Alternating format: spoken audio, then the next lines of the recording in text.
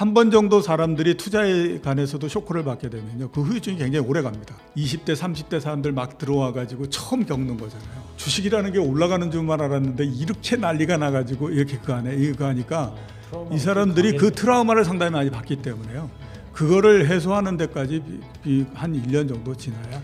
달러 뭐 얘기도 역시 대체 투자 상품으로서 빼놓을 수 없는데요. 예, 그렇죠. 달러는 지금 제가 봤을 때 투자하기는 적당하지 않습니다.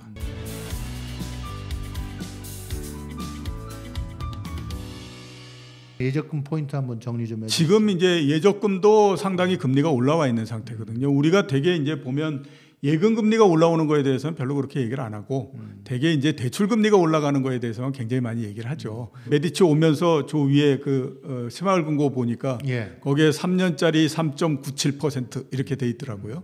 그러니까 3년 그 예금 적금하게 되면 한 4% 정도 주는 거거든요. 그러면 그게 낮은 거는 절대 아닙니다. 1년 전만 하더라도 보면 1점 몇 % 뭐 이런 정도였잖아요. 그게 4% 정도 되니까 그게 결코 낮은 거는 아니거든요. 그러니까 금액 한도가 있죠, 근데 그럼. 예, 그거를 그렇게 이제 그 한 거는 미끼 상품이기 때문에 그거는 이제 그 금액 한도는 좀 있고요. 그렇기 때문에 예금에서 채권만큼의 금리를 올리고 하려면 이게 쉽지가 않습니다. 그래서 이제 채권 이런 것들을 하는 거죠. 그러니까 센터장님은 일단 월급쟁이들이 그 왜 예적금 들었을 때 고금리 주는 한도 있잖아요. 3천만 원, 5천만 원. 그러니까 이 이상의 금액을 굴리니까 채권으로 가신 거야. 예, 그것도 상당히 역할을 많이 하는 거죠. 이렇게 해서. 금과 달러 뭐 얘기도 역시 대체 투자 상품으로서 빼놓을 수 없는데요. 예, 그렇죠. 달러는 지금 제가 봤을 때 투자하기는 적당하지 않습니다. 그러니까 그동안에 제가 많이 그 환이나 이런 것들도 이제는 투자의 대상이 된다 이렇게 얘기하고 했었는데, 지금은 제가 봤을 때는 적당한 수준은 적당하지는 않은 것 같다라는 생각이 듭니다. 그게 왜 그러냐면 달러가 지금 되게 강세가 돼서 무슨 뭐 킹 달러다 막 이런 얘기를 많이 하지 않습니까? 근데 이게 만약에 급변하게 되면요, 어마어마하게 빠른 속도로서 급변을 해버립니다. 지금 1,420원 뭐 이렇게 가지만 한번 방향이 딱 틀어지게 되면 갑자기 한 두세 달 사이에 1,250원으로 내려오고 막 이런 형태가 나기 때문에요. 지금 변동성이 굉장히 커져서 어렵습니다. 만약에 지금 달러를 사고 했다가 1,250원으로 내려가게 되면 앉은 자리에서 거의 한 10% 넘게 손해를 봐야 되기 때문에 그거 굉장히 그 안 좋은 거거든요.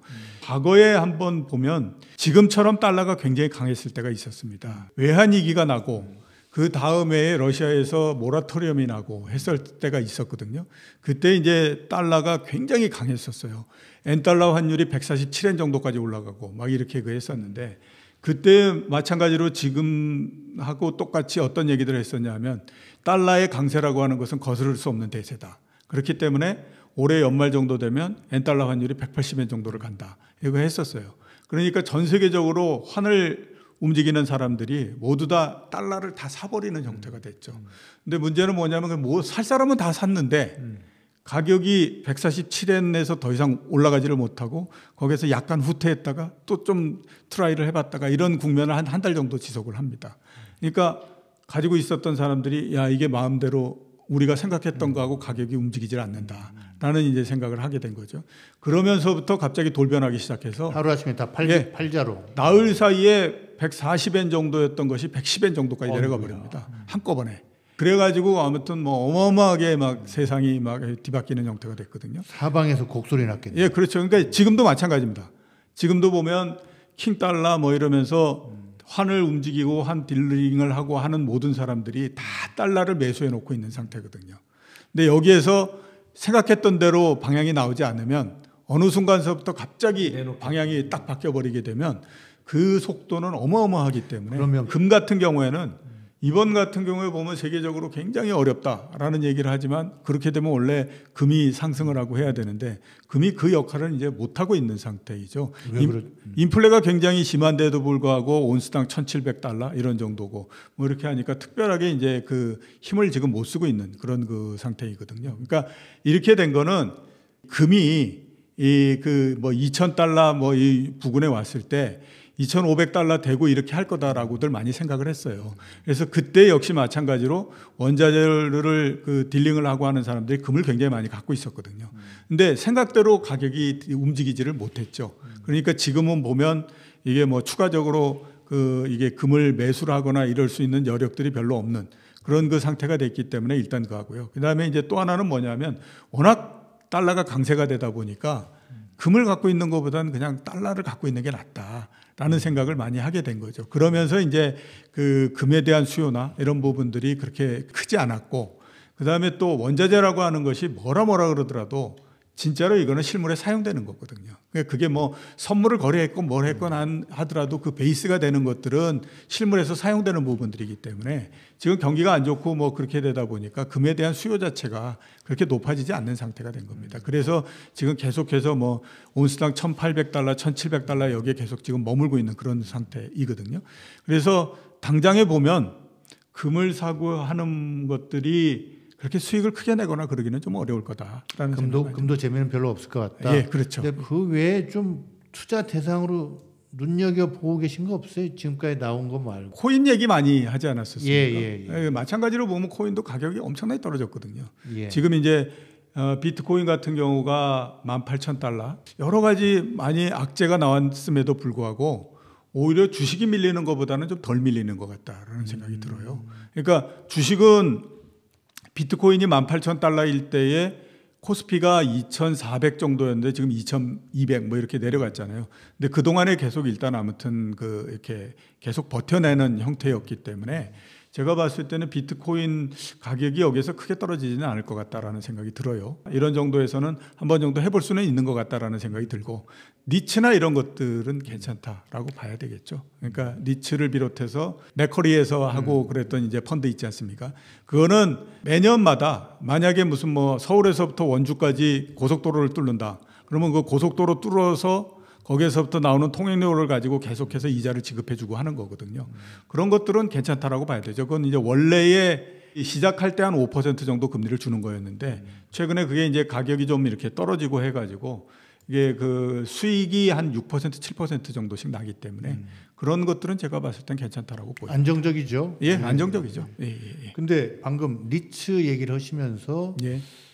좀 나쁘진 않을 것 같다 이런 뉘앙스로 얘기하셨는데, 이건 그러면 일반적인 주택이라든지 이런 부동산 거래와는 좀 다른 양상으로 갈 수도 있겠네요. 부동산 디벨로핑이나 이런 부분은. 예, 그렇죠. 그거는 이미 이제 그 디벨로핑을 하고 그 다음에 이제 입주를 하고 모두 다 되고 그런 상업 건물들을 중심으로 해서 하는 거거든요. 그러니까 상업 건물 그래가지고 거기에 이제 임대료 나오고 이러는 거를 가지고 한 거기 때문에 그런 것들은 비교적 아무튼 다른 것보다는 상당히 좀 안정적인 형태로서 움직이게 됩니다. 그러니까 부동산 시장이 전반적으로 걱정이 되지만 그건 주택 시장에 관계된 거고, 예, 그렇죠. 상가나 사무실 건물의 분양이나 임대, 뭐 임대료 같은 거는 큰 영향 안 받고 어느 정도 강보합으로 갈 것 같다. 예, 그렇죠. 그 말씀이시네요. 예, 그렇습니다.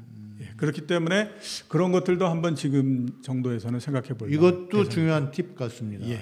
한 2, 3년 전에 만들고 그래서 주식시장에서 지금 거래되고 있는 니츠 이런 것들은 지금 연간 배당이 6, 7%, 7, 8% 정도씩 올라되거든요. 그게 제일 처음에는 배당률이 4% 정도였는데 최근에 이제 그 주가가 빠지면서 니츠의 그것도 영향을 안 받을 수가 없는 거잖아요. 그래서 이제 내려오다 보니까 옛날에는 5,000원에 그 4%를 줬는데 지금은 주가가 4,000원이 됐으니까 상대적으로 그 배당률이 올라가 버린 게 된 거죠. 허기야, 최근에 사업하시는 분 얘기 들었더니 건물을 지려고 하는데 최근 1, 2년 사이에 주가도 올랐다 빠졌지만 건축 자재나 노임이 많이 올라서 이 부동산이 불황이라는데 걱정이다. 그런 얘기였는데 지금 센터장님 말씀은 좀 상가 사무실용하고 주택용하고는 좀 따로 갈 수 있다. 그런 알겠습니다. 지금 뭐 여기 한국경제신문을 잠깐 보면 5천만 원을 넣어뒀더니 이자만 한 달 월급 이렇게 쏠쏠하네. 이렇게 이런 게 지금 다음 사이트에 톱 기사로 올라와 있어요. 예금금리 5% 시대가 온다. 역머니 무브 현상이 가속화될 것이다. 이게 이제 결국 부동산이나 주식이 그러니까 그렇죠. 돈이 옮겨가는 이런 현상들을 지금 그대로 지금 센터장님께서 말씀해 주시는 거네요.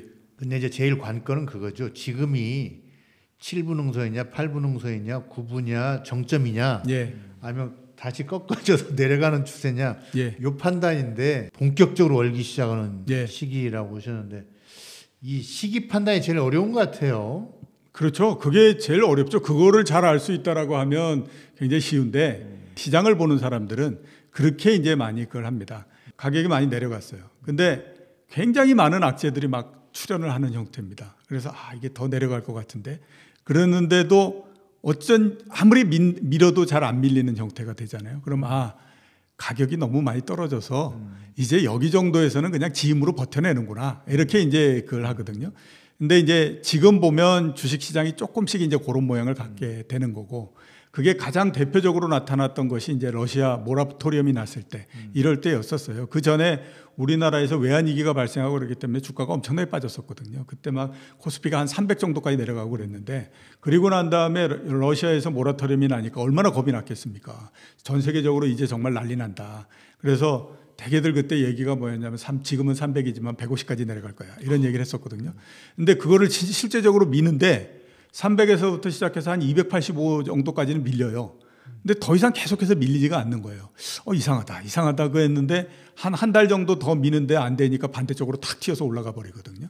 그러니까 그런 것들을 보고 우리가 판단해야 되는데 지금 보면 이제 주식 시장도 이게 밀기는 미는데 2000포인트 밑으로 밀거나 이러는 것들이 과연 나올까 하는 것들을 보시면서 판단하면 되고요. 그다음에 금리도 마찬가지입니다. 지금 막 인상을 하고 하잖아요. 그러니까 이제 시장의 금리도 막 올라갈 것 같고 이러는데 최근에 보게 되면 일정 수준을 더 넘지를 못하는 그런 거거든요. 미국의 10년물 국채 이런 것들도 4%를 넘어가지 못해요. 우리나라의 10년물 국채도 4.5%를 넘어가지 못하고 금리를 계속 인상함에도 불구하고 시장 금리는 그거를 넘지 못하고 계속 오히려 조금씩 후퇴하고 막 이러거든요. 그러면 이게 그냥 봤을 때도 금리가 저 정도를 넘어가지는 못하는 모양이구나 이렇게 생각할 수 있습니다. 똑같이 보면 환율도 똑같이 적용되는 거거든요. 최근에 보면 뭐 킹달러 막 얘기를 하잖아요. 근데 달러 인덱스라고 있거든요. 그러니까 여러 주요국 통화에 비해서 달러가 어느 정도 수준에 있느냐. 그게 115를 넘지 못하고 그 정도 갔다가 다시 또 후퇴해서 110을 가고 또 올라가는데 113 정도까지 밖에 못 가고 뭐 이런 형태입니다. 그러니까 이게 최대한으로 강세다라고 해가지고 막 밀어붙이고 있는데 그게 안 되는구나라는 생각을 갖고 줄 수 있거든요. 그러면 어느 시점에 보면 그게 갑자기 확 이렇게 그 모양들이 막 바뀌어버리면서 우리가 생각했던 거하고 굉장히 다른 형태가 되기 때문에 그런데 지금에서 그걸 한번 생각해 보면 일단 아무튼 금리는 여기에서 더 올라가지 않는다라고 하면 지금이 금리 관련한 투자를 하기가 굉장히 좋죠. 왜냐하면 일단은 아무튼 높은 금리에서 하는 거고 여기에서 금리가 떨어진다라고 하면 오히려 내가 가지고 있는 채권의 가격이 올라가니까 거기에서도 이익이 날 수 있는 거고 이런 거고요. 그다음에 주식은 여기에서 더 크게 밀리지 않는다라고 하게 되면 사는 거는 모른다라고 하더라도 파는 거는 아니다라고 이제 볼 수가 있는 거지 않습니까? 그다음에 이제 달러 관련한 자산 이런 것들은 여기에서 만약에 반대로 가면 이거 그 자리에서 환율 갖고 한 10%는 터져야 돼. 이렇게 하니까 그건 이제 하지 않아야 되는 거고. 이렇게 이제 봐야 되는 거죠. 1년에 5번이나 기준금리를 올린 것은 한은 72년 역사의 처음이고요.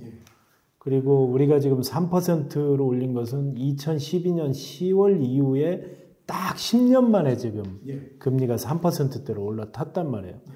저 개인적으로 좀 질문을 드리면 마이너스 통장을 뭐 거의 직장생활 시작하면서부터 거의 뭐 썼는데 10월 달에 금리를 왜 고정금리냐 변동금리냐 했을 때 작년에는 제가 고정금리를 해갖고 괜찮았거든요. 근데 이런 생각이 드는 거예요. 이게 연말까지는 금리가 올라가겠지만 내년 1월까지 갈 경우에 평균으로 따져보면 내년 봄쯤에는 금리가 내려가지 않을까? 그러면 차라리 3개월에 한 번씩 밖에는 변동금리가 낫겠다. 머리를 돌려가지고 제가 이번에 변동금리로 했거든요. 이번 달에 지금 마통금리가 확 뛴 거예요. 엄청 올랐지. 근데 이제 평균으로 저는 보거든요. 석 달에 한 번씩 이 변화가 있는 거죠. 잘한 겁니까? 잘못한 겁니까? 일단 제가 봤을 때는 나쁘지 않은 선택이셨다. 그런 생각이 듭니다. 그러니까 그 고정금리 하게 되면 현재의 변동금리에다가 플러스 알파를 얹죠. 왜냐하면 고정금리를 하게 되면 시간이 기니까 은행이나 이런 데 입장에서 봤을 때는 그래도 리스크 부분들을 금리에다가 좀 더 넣어야 되니까 그렇게 되지 않습니까? 앞으로 금리를 보게 되면요. 뭐 올해 연말 정도에서 거기서 더 올라가지는 못하고 대신에 그렇다고 해서 굉장히 빠른 속도로 내려가거나 그러지는 않는데 그렇게 보게 되면 변동금리의 변동하고 그다음에 올라가는 폭 이것도 이제 상대적으로 굉장히 적다라고 봐야 되겠죠. 거의 지금 정도가 보면 위에 한 8분 응선 정도 올라와 있다 이렇게 이제 봐야 되는 거고 앞으로는 계속 이제 이 정도 금리를 지불해 가면서 간다라고 봐야 되는데 그렇게 보면 그거는 변동금리나 고정금리나 거의 차이가 나지 않지 않습니까?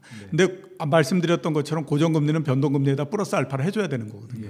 그러니까 이제 조금 더 그 고정금리를 하게 되면 높은 금리를 지불해야 되는 거니까 뭐 제가 봤을 때는 나쁘지 않은 위안이 되는데. 그러니까 잘했다는 게 아니라 그러니까 나쁘지 않아. not bad. 맞아요. 골프 칠 때 이렇게 보면 벙커 주변에 갔을 때 not bad. 이게 뭐 사실 못 쳤다는 얘기거든요. 그런데도 불구하고 위안을 주는 그 사실 골퍼의 심리, 경제도 심리 아니겠습니까? 어쨌든 저도 발등을 몇 번 찍었는데 센터장님 말씀을 들으니까 왜냐면 우리 시청자 중에 마통 쓰는 분들 거의 뭐 직장인들 다 쓰잖아요. 예, 그렇기 때문에 약간 좀 그런 팁을 좀 드린 거고요. 11월, 12월에 혹시 갱신할 때 참고하시기 바랍니다.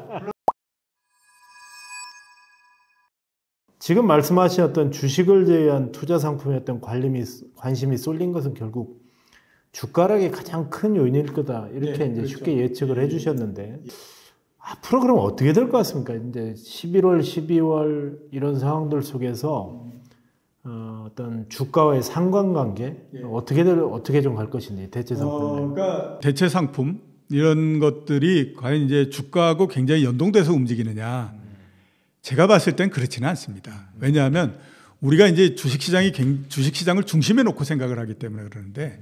원래 중심에 놓여져 있는 거는 뭐냐면 금리 관련한 것들이 중심에 놓여져 있는 겁니다. 그 예금도 그렇고 그다음에 뭐 채권도 그렇고 이렇게 금리 관련한 부분들이 중심에 놔져 있고 오히려 주식은 보면 이제 보조적인 옆으로서 가 있는 거거든요. 그거는 그러니까 영국이나 미국을 제한 모든 나라들이 다 그런 형태입니다. 유럽에 있는 대륙에 있는 나라들, 일본, 우리나라 이런 데가 다 은행을 중심으로 해서 경제가 이루어져 있기 때문에 국민연금 같은 경우에도 보면 주식을 굉장히 많이 갖고 있는 것 같아도 주식을 갖고 있는 액수가 뭐 300조, 400조 뭐 이런 정도밖에 안 됩니다.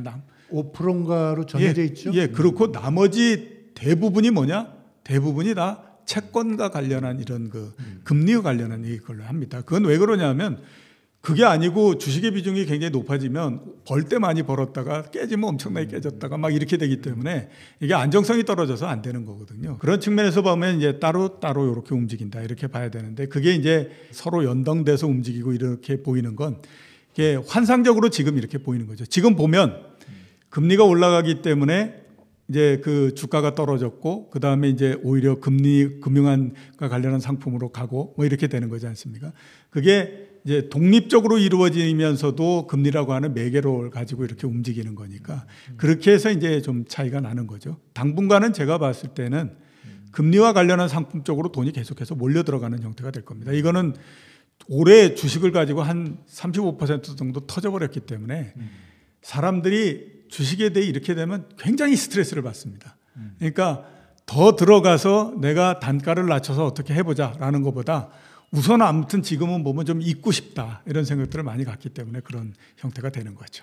그러니까 주식이 많이 빠져서 사람들이 만정이 떨어졌어. 예.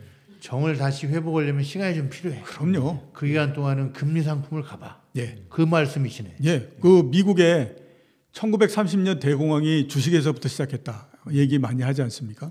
그러면 미국 사람들이 그렇게 주식을 좋아하는데 그때 사람들이 언제 주식을 다시 사기 시작했냐? 30년 지난 1960년서부터 했습니다. 그러니까 그 얘기가 뭐냐면 대공황처럼 그렇게 어마어마하게 당하잖아요. 그러면 그 한 세대, 중심이 되는 세대는 주식이라고 하는 거에 대해서 벌벌 떨어버리는 형태가 됩니다. 한 번 실패. 예. 그러니까 그게 한 30년 정도 지나서 이렇게 되는데 그 사이에서 주식 가지고 이렇게 투자하고 그러는 사람들은 철저하게 뭘 따지냐면 배당을 따집니다. 이 주식이 배당을 얼만큼 주느냐. 그러니까 오직 생각하는 것이 배당 수익률 그것만 가지고 계속하는 형태가 되거든요. 그 정도로 한 번 정도 사람들이 투자에 관해서도 쇼크를 받게 되면요. 그 후유증이 굉장히 오래 갑니다. 이번 같은 경우에 코로나19가 나고 그랬을 때 이제 막 20대 30대 사람들 막 들어와 가지고 처음 겪는 거잖아요. 주식이라는 게 올라가는 줄만 알았는데 이렇게 난리가 나가지고 이렇게 그거 하니까 이 사람들이 그 트라우마를 상당히 많이 받기 때문에요. 그거를 해소하는 데까지 한 1년 정도 지나야. 그 20, 30대 연합군까지가 가세를 해야 큰 장이 다시 열리는데. 예, 그렇죠. 이 친구들 상처 치우고 올라오면 시간이 좀 걸린다. 예, 그렇습니다.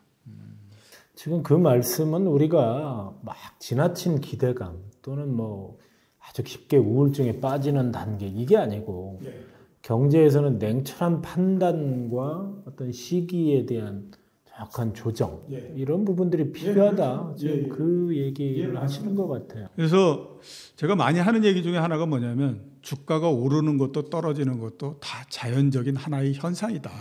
자연의 한 그 과정이라고 생각하면 그거를 이상하게 우리가 생각하지 않을 수 있는데 그게 그 과정이라고 하는 것에 대한 생각이 없게 되면 자꾸 내가 한쪽 방향으로 몰려서 생각을 하기 때문에 이렇다.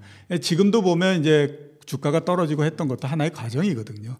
그 사이에서 사람들은 마음의 상처도 있고 그렇기 때문에 뭐 실력보다도 훨씬 더 내려가고 하기도 하는데 시간이 지나면 또 이렇게 회복을 해서 올라가고 이렇게 하기 때문에 지금은 일단 아무튼 그런 생각을 가지고 배에다 힘주고 버텨나간다. 이렇게 생각하는 것이 가장 중요한 그런 게 되는 거죠. 이종호 센터장님이 참 제가 처음에 신뢰 아이콘이다 이런 말씀드렸는데 혹시 시청자 여러분 그런 생각 안 드세요? 대개 우리나라의 대부분의 경제 전문가나 이런 분석가들은 거의 이런 데 방송에 나와서 보면 영어 우리가 잘 모르는 막 그런 단어들이 난무하죠. 7, 80% 이상 뭐 쉽게 풀어줄 수 있는 것도 그런데 용어도 굉장히 쉽고 비전문가들도 알아듣기 쉽도록 이렇게 쓴다는 거. 엊그저께가 뭐 한글날인데 진짜 한글 학회에서 이런 분한테 상 하나 주셔야 되는 거 아닙니까? 아니 민 소장님 진짜 나도 기자물 덜 빠졌지만 민 소장님이야말로 정말 기자물 안 빠졌네. 또 거기다 한글날까지 갖다 보셨네. 예, 세계와 경제를 읽는 새로운 지식 플랫폼 레디지보라. IM 투자증권의 이종호 센터장과 함께했습니다. 오늘 나와주셔서 감사합니다. 예, 감사합니다. 감사합니다. 감사합니다.